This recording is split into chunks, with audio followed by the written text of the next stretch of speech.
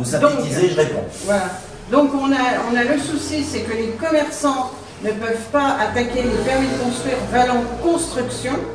On ne peut attaquer les permis de construire valant autorisation d'exploitation commerciale. Malheureusement, c'est que dans le cadre des autorisations, ils ne vérifient pas si les projets sont compatibles avec le PLU et les plans de prévention des risques, d'où votre question écrite sur de remettre le certificat d'urbanisme dans les dossiers de CDAC. Mais le souci qu'on a, c'est que quand on a un dossier qui est passé en CDAC, oui.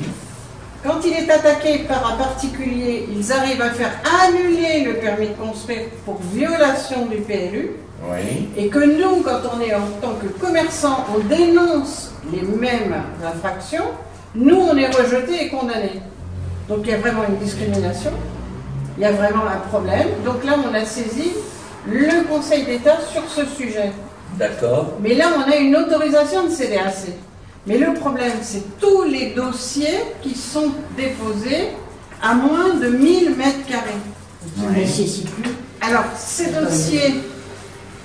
C'est des dossiers donc, de construction de grande surface, voilà, de moins de 1000 mètres carrés, qui n'ont pas de CDAC.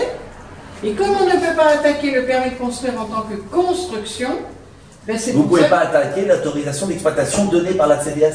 Mais il n'y a pas d'autorisation de CDAC. Exactement, donc vous ne pouvez pas l'attaquer. On ne peut pas attaquer. Et c'est pour ça que vous avez dans des communes, vous avez des fois 2 Lidl, 2 grands frères, un Aldi, mais ils ont au moins 5000 mètres carrés de surface de vente qui ne sont pas passés en CDAC. Parce qu'en fait, ils saucissonnent les... Voilà. Mais vous, votre souci, c'est d'avoir des grandes surfaces qui s'implantent sans respecter le PLU et la prévention des risques. Voilà, en plus. D'accord.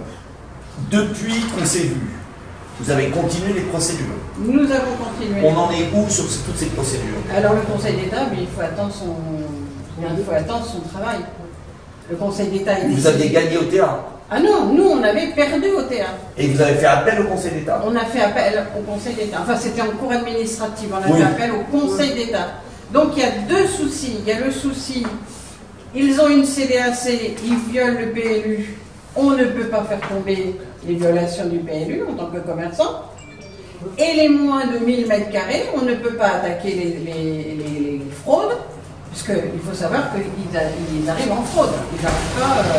on ne dénonce pas des 1000 mètres carrés comme ça.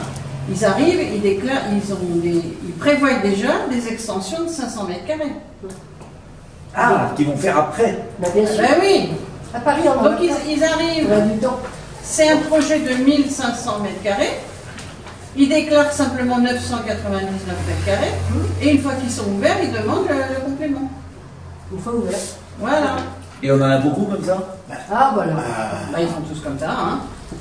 Ça, c'est les grandes villes, les Lidl, les grands frères et les Aldi, voilà.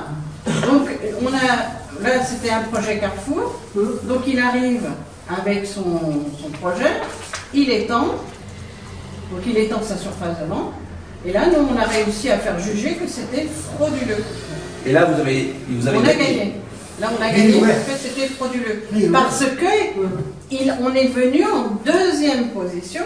C'est-à-dire qu'il a construit ses 999 mètres carrés et on a dénoncé que c'était frauduleux au moment de sa demande d'extension. Mais une fois, et il décide quoi? La décision de la commission d'aménagement autorisant est annulée, l'État versera une somme de 2000 €, c'est tout? Ah ben oui, parce qu'ils font ça. Et après, c'est tout? Après, ce qu'il y a, c'est que, étant donné que nous n'avons pas de loi pour se défendre, il n'y a pas de loi pour les commerçants, pour la défense des commerçants. Donc vous, ce que vous aimeriez, c'est que je dépose une proposition de loi pour permettre aux commerçants d'attaquer les constructions frauduleuses. Parce qu'on n'est pas là pour empêcher quand les commerçants quand les promoteurs sont honnêtes, on n'est pas là pour les déranger. Nous, ce qu'on veut, c'est sanctionner tout ce qui est frauduleux. Et là, ce qui a été frauduleux, c'est l'extension qui est un moyen de tourner la loi. Voilà, puisque un permis de construire... Extension dans quel délai après? Ah ben, dans les 3 mois, 6 mois. Hein. Ah oui, tout de suite. Ah oui, tout de suite. tout de suite. Ben, attendez, ils ont fait leurs 500 mètres carrés, ils vont pas rester sans... Ah, parce qu'ils l'ont déjà fait Ah ben oui, c'est réalisé, il la réalise en même temps. Il a réalisé tout en même temps. Voilà. Ah oui. Donc, il réalise les 1500 mètres carrés. Voilà. Et il demande une régularisation. C'est dément. Eh ben, c'est comme ça, c'est comme ça sur tout le territoire. Parce que nous, on travaille sur 47 départements et on l'a remarqué. En ce moment, il y en a un qui se construit à la Mat-Beuvron, vous en avez un autre qui se construit à Saran, il y en a deux qui viennent de se construire à Marignane.